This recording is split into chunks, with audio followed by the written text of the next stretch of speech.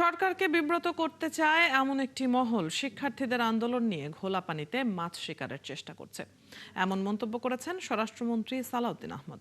দুপুরে সচিবালয়ে সমসাময়িক ইস্যু নিয়ে ব্রিফিংয়ে তিনি বলেন, শিক্ষার্থীদের চলমান আন্দোলন নিয়ে শিক্ষা মন্ত্রণালয় এরই মধ্যে তাদের অবস্থান স্পষ্ট করেছে। তারপরও একটি মহল এ নিয়ে ঘোলা পানিতে মাছ শিকার করতে চায়। এদের পেছনে যারাই থাকুক না কেন, সরকার সতর্ক রয়েছে বলেও জানান স্বরাষ্ট্রমন্ত্রী।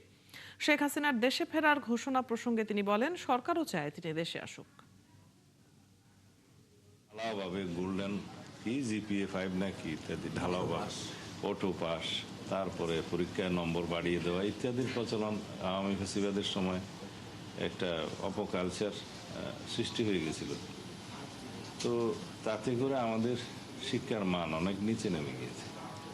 আমরা এখন চেষ্টা করছি, কিছুদিন সময় লাগবে, কয়েক বছর সময় লাগবে, যাতে করে আমাদের সন্তানরা, এই জাতির ভবিষ্যৎ, তারা যাতে প্রকৃত শিক্ষায় শিক্ষিত হতে পারে এবং একটা নলেজেবল, জ্ঞান সমৃদ্ধ, প্রযুক্তি নির্ভর এবং বিশ্বের সাথে তাল মিলিয়ে প্রতিযোগিতায় টিকতে পারে সেরকম জাতি আমাদের বিনির্মাণ করতে হবে।